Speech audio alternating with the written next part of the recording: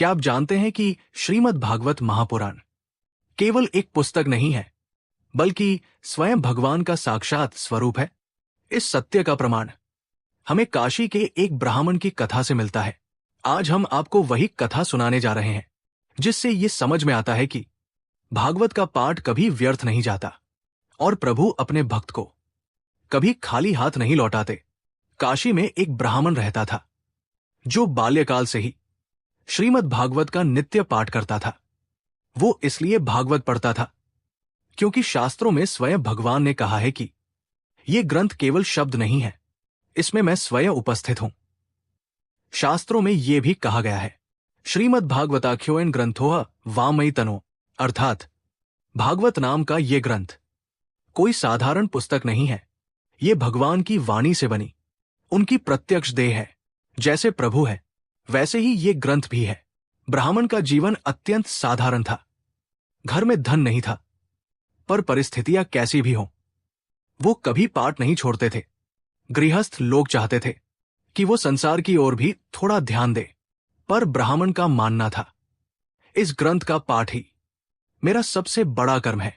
समय आने पर उसका विवाह करा दिया गया, ये सोचकर कि शायद अब वो संसारिक जिम्मेदारियों में अधिक ध्यान देगा।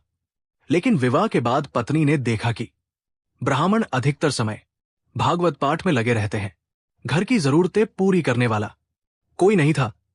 वो समझती थी कि पाठ महत्वपूर्ण है, पर मन में ये आशा भी रखती थी कि पति गृहस्थ धर्म में थोड़ा अधिक समय दे।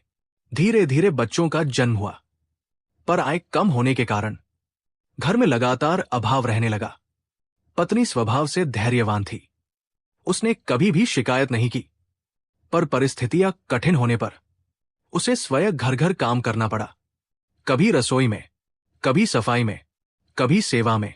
वो पति से कहती, संसार में भी थोड़ा समय दिया करो। इतने से काम और केवल इस ग्रंथ से घर नहीं चलता। पर ब्राह्मण यही कहते, देवी, ये कोई साधारण पाठ नहीं है, ये साक्षात प्रभु ही है। पत्नी हृदय से धार्मिक तो थी, पर निरंतर अभाव और जिम्मेदारियों के कारण वो इस सत्य को पूरी तरह समझ नहीं पाती थी। एक दिन अचानक कई संत ब्राह्मण के घर आ गए। उन्होंने आदरपूर्वक कहा, माता, यदि संभव हो तो हमें कुछ भोजन मिल सकता है। हम तीर्थ यात्रा पर हैं और भूखे हैं। पत्नी ने उन्हें आदर से बैठाया और भोजन बनाने भीतर गई। पर भीतर जाकर उसने देखा, घर के सारे बर्तन खाली पड़े थे। घर में अन्न का एक दाना तक नहीं था। सिर्फ कुछ मुट्ठी भर अनाज बचा था, जो इतने लोगों के लिए पर्याप्त नहीं था।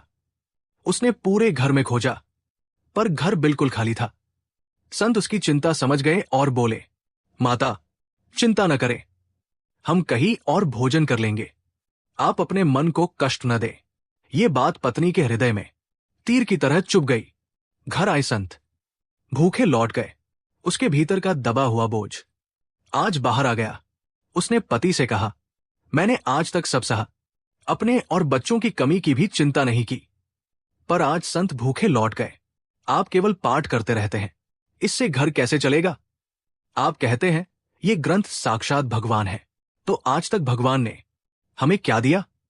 और अत्यंत पीड़ा में उसने कहा, आप इस ग्रंथ को लेकर यहां से चले जाइए। मैं अब इस तरह जीवन और नहीं सह सकती। ये क्रोध नहीं था, ये विवशता थी। ब्राह्मण उसकी पीड़ा समझ गए, पर अपने धर्म को छोड़ नहीं सकते थे। वो भागवत को उठाकर चुपचाप घर से निकल गए। काशी के तट पर बैठकर उन्होंने भागवत को हृदय से लगा लिया और कहा, प्रभु, मेरी पत्नी को क्षमा कीजिए।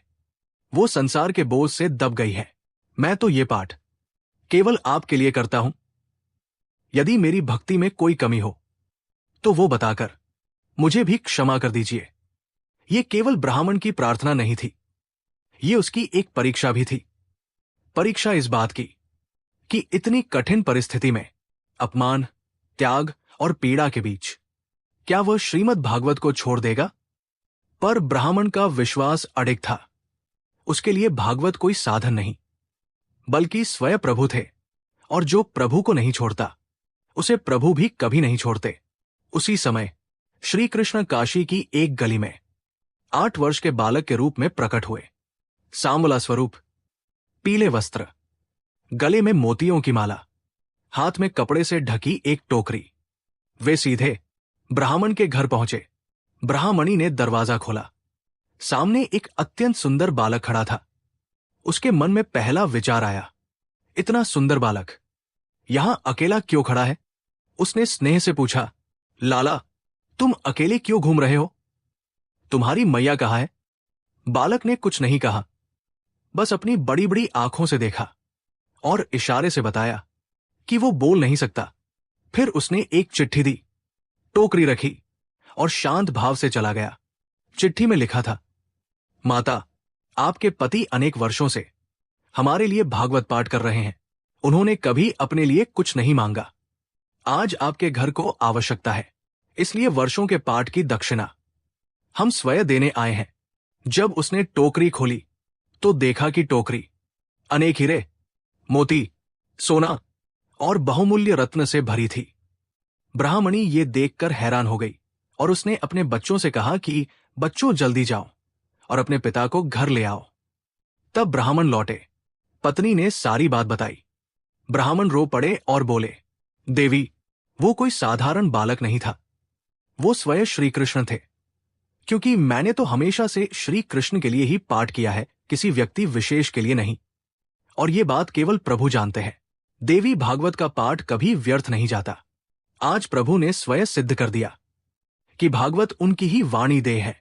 उस दिन के बाद घर में कभी किसी चीज का अभाव नहीं रहा, पर उससे भी अधिक महत्वपूर्ण था, घर में स्थायी भक्ति आ गई। ये कथा हमें यही सिखाती है कि भागवत का नित्य पाठ, चाहे एक पृष्ठ ही क्यों न हो, कभी व्यर्थ नहीं जाता। और जो भगवान को किसी भी परिस्थिति में नहीं त्यागता, प्रभु भी उसे कभी नहीं त्यागते। इसलिए सबको एक पृष्ठ का नित्य पाठ अवश्य करना चाहिए। ऐसी ही भक्ति भरी कथाओं के लिए चैनल सब्सक्राइब करें और कमेंट में एक बार राधे राधे जरूर लिखें। जय श्री कृष्ण। राधे राधे।